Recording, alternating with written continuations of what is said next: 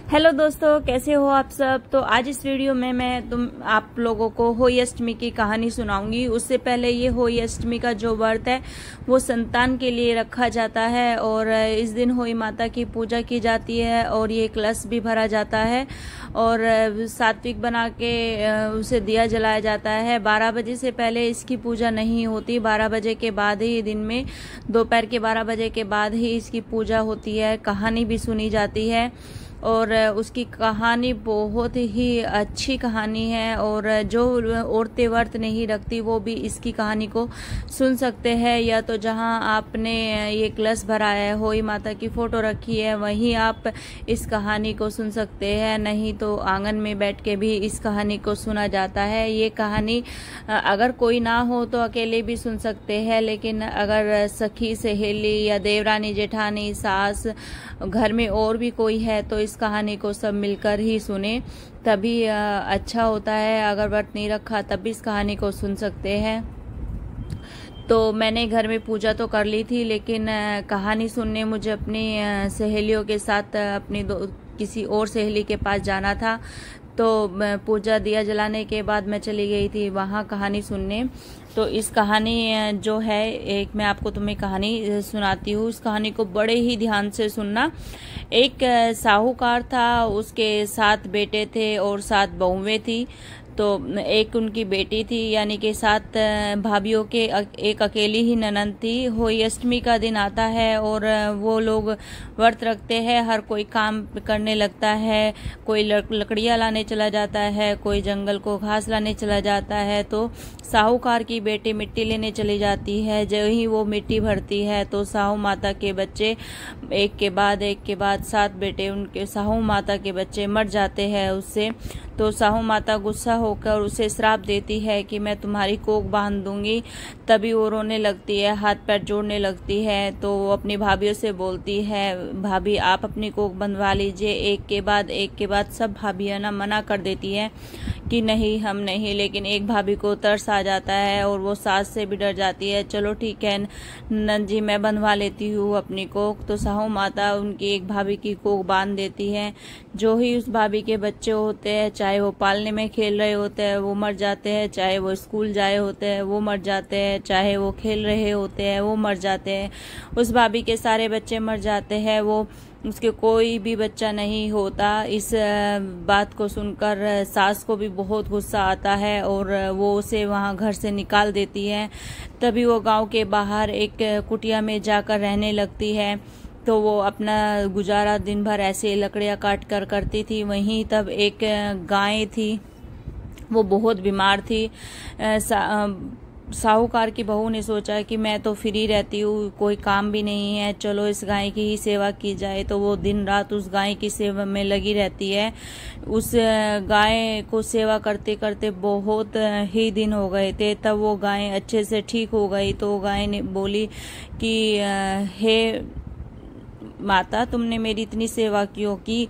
तो साहूकार की बहू बोली कि बस मेरे पास कुछ काम नहीं था, मेरी ऐसे साहू माता ने मेरी कोख बांध रखी है। माता, साहू माता तो तुम्हारी अच्छी सहेली है, कृपया करके मेरी कोख खुलवा दीजिए। तो तब गाय बोलती है कि चलो ठीक है, मैं तुम्हारी मदद करती हूँ। फिर वो दोनों साहू माता के पास चले जाते हैं। साहू माता देखकर बड़ी खुश हुई गाय माता को देखकर कि अरे सहेली, आज तो बहुत दिनों में आई हो, क्या बात, बहुत दिनों से कहाँ थी।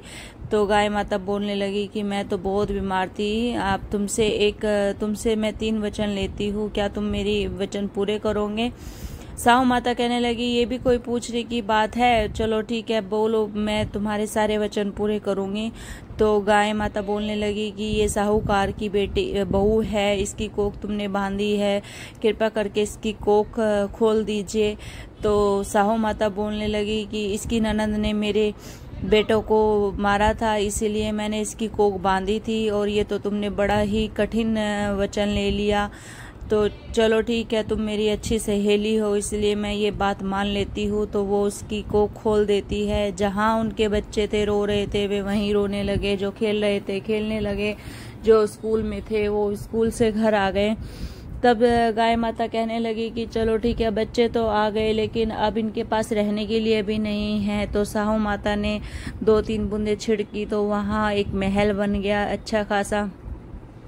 तो उसमें रहने के लिए फिर गाय माता बोलने लगी कि ये तो महल तो बन गया लेकिन इसमें खाना अन्न धन कुछ भी नहीं है। तो साहू माता ने वो भी दे दिया। तो इससे क्या हुआ कि इससे उनके पास सब कुछ हो गया। फिर ऐसे ही दिन बीते तो एक फिर से साहू माता का दिन आया और सब ने होली अष्टमी का व्रत रखा था घर में। तो सारी देवरानी जेठानी कहने लगी कि जल्दी जल्दी व्रत कर लीजिए, कभी वो अपशगुन आ जाए। तो सास कहने लगी कोई बात नहीं, मैं उसका खाना वहीं भिजवा देती हूँ, वो नहीं आएगी। तब सास ने अपनी नौकरानी से बोला है कि जाओ ये खाना जो है वो मेरी बड़ी बहू को दे आओ। तो वहाँ जाके नौकरानी ने देखा कि बड़ी बहू ने तो कढ़ाई चढ़ा रखी है, उसके तो बेटे भी आंगन में खेल रहे हैं और घर जहाँ झोपड़ी थी वहाँ महल बना हुआ है, अंधन से घर भरा हुआ है। तो वो फिर दौड़ी दौड़ी अपनी मालकिन के पास आई, बोली कि मालकिन वहाँ तो सब कुछ ही बदल गया, झोपड़ी का महल बन गया। वो भी होली अष्टमी की व्रत कर रही है। तब सास फिर दौड़ी दौड़ी अपनी बहू के पास गई और बहू ने सास के पैर छूकर सास को गले लगा लिया। तो सास कहने लगी हे बहू, इसमें मेरी कोई गलती नहीं है, ये कैसे हुआ। बहू ने सारी कहानी सुनाई और फिर सास बहुत खुश हो गई। सास ने कहा कि अगर मैं तुम्हें घर से ना निकालती तो तुम्हारी जो देवरानी जेठानी है वो तुम्हें ताने मार मार के परेशान कर देती, इसलिए मैंने तुम्हें घर से निकाला, इसमें मेरी कोई गलती नहीं है। तब बहू कहने लगी कि माँ जी मैं आप जानती हूँ आपके दिल में कोई मैल नहीं है, इसलिए दोनों सास बहू ने मिलकर अच्छे से साहू माता की पूजा की और होली अष्टमी का व्रत रखा। ये जो व्रत है वो दीपावली से ठीक 8 दिन पहले ही आता है। उन्होंने अच्छे से दिए जलाकर पूजा की, कहानी सुनी। तो ये व्रत और फिर साहूकार की बहू ने सारे गांव में ढंडोरा पिटवा दिया कि हर कोई महिलाएं इस व्रत को जरूर करे। जिसके घर में संतान है हर कोई महिला इस व्रत को जरूर करे। इस तरीके से अपने बच्चों की सुख शांति के लिए व्रत रखा जाता है और मैं हर महिला से निवेदन करती हूँ कि ये व्रत जरूर करे। साहू माता मैं आपसे विनती करती हूँ कि जैसा साहूकार की पत्नी के साथ पहले किया ऐसा किसी के साथ ना करो और जैसा बाद में किया ऐसा हर किसी के साथ करो। सब बोलो होली माता की जय हो। इसमें एक कहानी गणेश की भी की जाती है, या तो आरती कर लीजिए या एक कहानी गणेश जी की कर लीजिए। तो मैं आपको एक कहानी गणेश जी की भी सुनाती हूँ। एक बुढ़िया रहती थी, वो मिट्टी के गणेश जी बना रही थी, वो बार बार टूटे जा रहे थे, वो बार बार बना रही थी, वो बार बार टूटे जा रहे थे। तो एक सामने सेठ के यहाँ मिस्त्री लगे हुए थे, वो उनके पास गई कि भैया मेरे गणेश जी बना दीजिए सीमेंट के। तो मिस्त्री कहने लगे कि जब तक हम तुम्हारे गणेश जी बनाएंगे तब तक तो हम बहुत काम कर लेंगे, हमें इतना टाइम नहीं है, तुम अपने ये गणेश जी कहीं और बनवा लीजिए प्लीज़।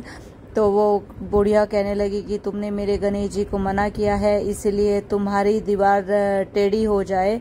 तो जैसे ही बुढ़िया ये कह के चली गई, तो जैसे ही मिस्त्री दीवार बना के कंप्लीट पूरी करता तभी उनकी दीवार टेढ़ी हो जाती और फिर उसको हटा के फिर से बनाता, फिर से टेढ़ी हो जाती। तो पूरा दिन उनको ऐसे ही लग गया, पूरा दिन कुछ भी काम नहीं हुआ। शाम को जब सेठ आया तो उसने बोला कि आज सुबह से तुमने कुछ भी काम नहीं किया, ये कैसा बात हुई। तो तब मिस्त्री ने सारी कहानी सुनाई कि ऐसे ऐसे सामने ये बुढ़िया आई थी और इन्होंने गणेश जी बुलाने के लिए बोला।